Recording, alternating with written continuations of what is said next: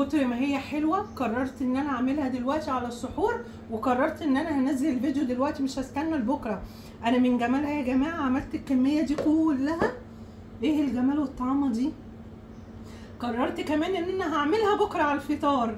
دي ما ينفعش تتفوت ولا ينفع عيد الاضحى يعدي من غيرها ابدا. الساعه 2:30 دلوقتي بالليل عملتها لسحور وقفه عرفات. كل سنه وانتم طيبين تجنن. بصوا بقى يا حبايبي، اول حاجه جبت بتنجانيه رومي قطعتها مكعبات بالشكل اللي انتم شايفينه ده، هنزل بيها في الصينيه كده تمام. وجبت حبايه بطاطس برضو قطعتها مكعبات كده بالشكل ده، هنزل بيها. هنزل عليهم بقى برشه ملح ورشه كده من الزعتر. هنزل عليها كمان برشه من البابريكا المدخنه ورشه من الكمون تمام. وهننزل بمعلقتين 3 كبار كده من زيت الزيتون، هقلبهم مع بعض كده. وبعد ما هقلبهم يلا بينا عشان خاطر ندخلهم على الفرن. ندخلهم بقى كده على ارضيه الفرن، هيقعدوا بالظبط 10 دقايق 10 دقايق.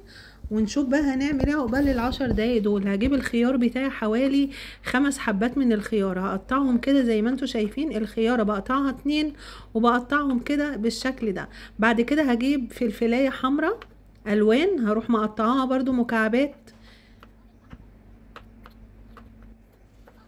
بعد ما هقطع الفلفلايه الحمراء هجيب فلفلايه خضراء برضو هقطعها مكعبات.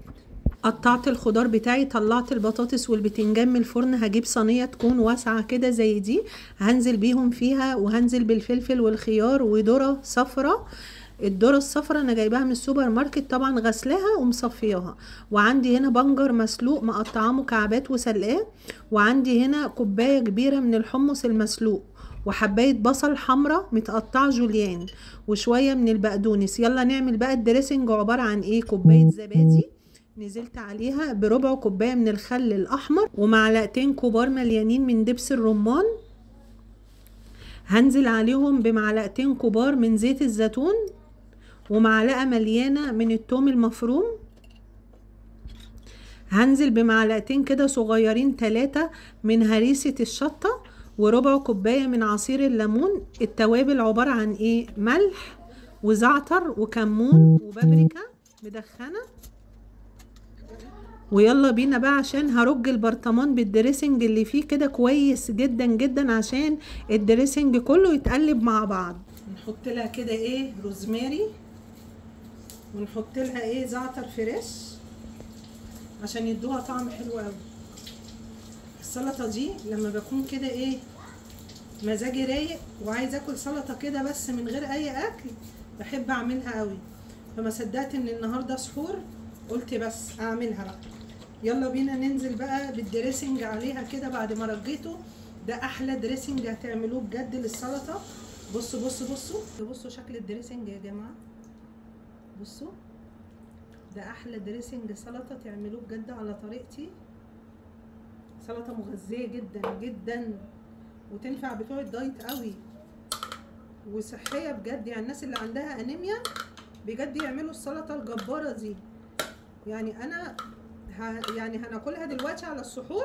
ما قدرتش استنى ان انا ما انزلش الفيديو من حلاوتها. وان شاء الله ان شاء الله نعيشنا وكان لينا عمر هنزلها بكره باذن الله. قصدي هعملها برضو بكره وهناكلها ان شاء الله على الفطار. بجد حلوه قوي. بصوا ريحتها تجنن.